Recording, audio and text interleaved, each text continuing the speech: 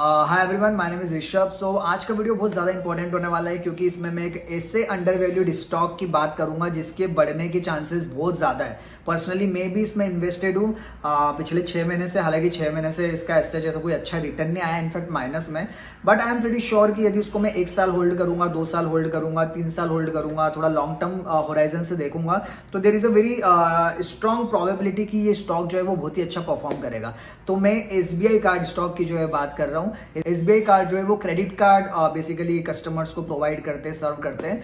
तो why I am so bullish, मैं ये क्रेडिट कार्ड इंडस्ट्री पे इतना ज़्यादा बुलिश क्यों हो तो उसकी बात मैं आपको करता हूँ। सो सबसे पहले एसबीआई कार्ड की बात करने से पहले मैं मैक्रोस पे नज़र डालना चाहूँगा ताकि हमको एक बड़ी पिक्चर हमारे माइंड में हो कि यार इंडिया में क्रेडिट कार्ड इंडस्ट्री की ग्रोथ कैसी हो रही है और आगे 10 साल बाद, 20 साल बाद, 5 साल बाद जो है उसके क्या फ्यूचर आउटलुक होंगे, वो सारी चीज़ें हमको पता चल जाए। इसमें मोटे मोटे मैं 2 इंपॉर्टेंट पॉइंट्स बात करूंगा। जैसे पहला पॉइंट जो है वो जीडीपी, या जैसे आज मैं मॉर्निंग में पढ़ रहा था कि जैसे मॉर्गन स्टैनले, बड़े बड़े जो दिग्गज फर्म है, मॉर्गन स्टैनले या डेलॉयट हो गया, ये सारे जो फर्म है इनने सब ने इनकी रिपोर्ट्स पब्लिश करी जिसमें उन्होंने बोला है कि इंडिया में कम से कम आने वाले 5 साल, 6 साल, 8 साल, 10 साल में जो है जीडीपी ग्रोथ आएगी वो कम से कम 6 से 7% के बीच में आएगी, which is a very healthy growth.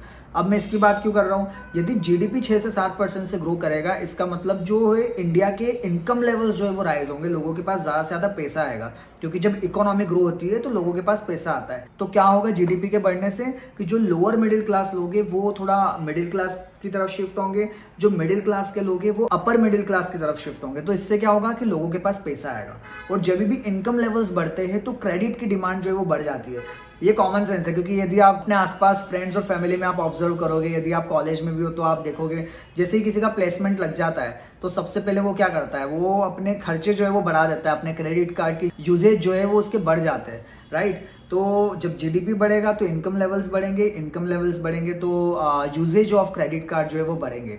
तो ये जो ट्रेंड है ये बिल्कुल एक्यूरेट है और आने वाले 10 साल के अंदर ये ट्रेंड जो है वो बढ़ता जाएगा, यानी ज़्यादा से ज़्यादा लोग जो है वो क्रेडिट कार्ड यूज़ करेंगे।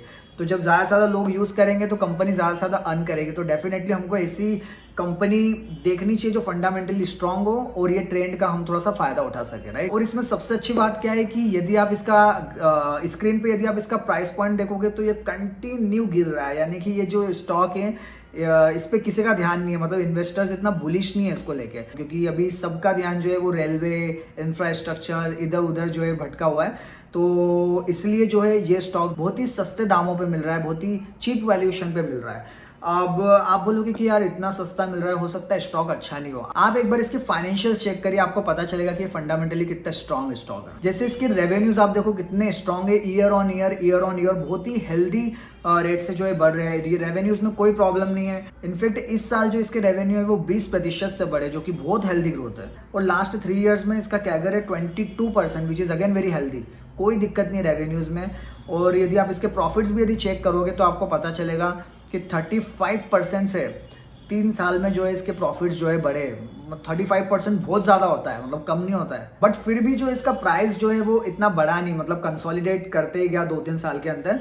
तो बेसिकली ऐसा क्यों होता है, जैसा मैंने आपको बताया कि सेक्टर रोटेशन होता है, कभी इन्वेस्टर्स का पूरा ध्यान जो होता है पीएसयूज में होता है, कभी फार्मा में होता है। बट एज एन इन्वेस्टर अपना क्या काम है कि यार कोई सा भी अंडर वैल्यूड जो फंडामेंटली स्ट्रॉन्ग कंपनीज है, ऐसे अंडर वैल्यूड स्टॉक को देखना और उसमें इन्वेस्ट करना और फिर पेशेंटली वेट करना उसको बढ़ने का। क्योंकि फंडामेंटली कोई दिक्कत नहीं दिख रही है कि रेवेन्यूज ऑल टाइम हाई पे है, प्रॉफिट ऑल टाइम हाई पे है। यदि आप इसका पीई देखोगे, पीई क्या बताता है बेसिकली कि स्टॉक की वैल्यू बताता है कि स्टॉक जो है वो बहुत महंगा है या बहुत सस्ता है। तो पीई जो इसका ऑल टाइम लो पे है, इसका मतलब आप समझ रहे हो कि अर्निंग्स तो बढ़ रही है, यानी कि अर्निंग्स तो बढ़ रही है, मतलब कंपनी पैसा तो कमा रही है, बहुत अच्छे प्रॉफिट्स कमा रही है, बाकी उसके प्राइस में एप्रिसिएशन नहीं आया है, इसलिए जो है पीई जो है वो ऑल टाइम लो पे है। So this is the best time to invest in this stock. और ये सेम चीज मेरे साथ हुई थी डीमार्ट में। मैंने 1.5 साल पहले लिया था, बिल्कुल अप्रिशिएट नहीं कर रहा था उसके प्राइस का, बट जब वो बढ़ा तो डायरेक्ट 35% से बढ़ा।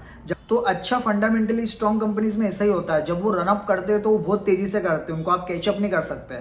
तो इसलिए उनको ऐसे समय पे कैच करना चाहिए और फिर वेट करना चाहिए। यदि हम इसके टेक्निकल एनालिसिस भी समझने की कोशिश करें, यदि 700 से यदि ये प्रीवियस हाई पे भी गया, 930 तक भी गया, तो ये 33% की ग्रोथ आ जाएगी, राइट और यदि 700 से यदि 1200 तक जाता है, जो कि again there is I strongly believe कि ये जा सकता है, इसलिए मैं स्टॉक जो है वो होल्ड करूंगा। I am not recommending you कि you also do the same thing and put all your money into it, there might be some risk to it, but what I am doing that is what I am sharing with you. Stock जो है वो 930 तक जा सकता है 700 से, और 1200 तक भी जा सकता है यदि लॉन्ग टर्म होराइजन का समय रखे तो। स्टॉक कब मूव करेगा, 4 महीने बाद, 6 महीने बाद, 1 साल बाद, 1.5 साल बाद, मुझे नहीं पता, बट करेगा, आई स्ट्रांगली बिलीव। अब यहाँ पे एक चीज जिस पे थोड़ा सा फोकस करना चाहिए, यदि आप इस साल का पेड देखोगे यानी कि प्रॉफिट आफ्टर टैक्स यदि देखोगे तो कम बता रहा है। अब इसका क्या रीजन हो सकता है, एकदम से इसका प्रॉफिट सब कुछ अच्छा चल रहा था, एकदम से कंपनी में क्या हो गया कि प्रॉफिट जो है इसका एकदम से कम आ गया। तो अभी इन्होंने इनकी एनुअल रिपोर्ट जो है वो वेबसाइट पर डाली है, यदि आप वो पढ़ोगे तो आपको पता चलेगा। इन्होंने मेंशन किया है कि अभी बेसिकली इनका जो पेट है यानी कि प्रॉफिट आफ्टर टैक्स जो है वो इसलिए बहुत ज्यादा कम हुआ है क्योंकि इनकी जो क्रेडिट कॉस्ट है ज्यादा बढ़ गई है, क्योंकि अभी थोड़ा सा एनवायरमेंट जो है वो हाई इंटरेस्ट रेट एनवायरमेंट है। बट ये बहुत ही टेम्पररी इशू है, क्योंकि इंटरेस्ट रेट अभी कट होंगे तो उनकी जो क्रेडिट कॉस्ट है, बोरोइंग कॉस्ट है, वो सारी जो है चीजें वो कम होगी, और अगेन अभी जो जैसे प्रॉफिट में जो श्रिंकेज आया है वो वापस से इंप्रूव होगा। तो प्रॉफिट में आई डोंट थिंक सो कि लॉन्ग टर्म होराइजन से ऐसा जैसी कोई प्रॉब्लम दिख रही है। अब मैं क्यों क्रेडिट कार्ड इंडस्ट्री पे इतना ज्यादा बुलिश हूं, मैं क्यों इतना ज्यादा पॉजिटिव आउटलुक है मेरा, तो मैं आपको बताता हूँ। इसका रीजन एक और ही है, यदि आप एक चार्ट देखोगे जो है रिसीवेबल पर कार्ड का।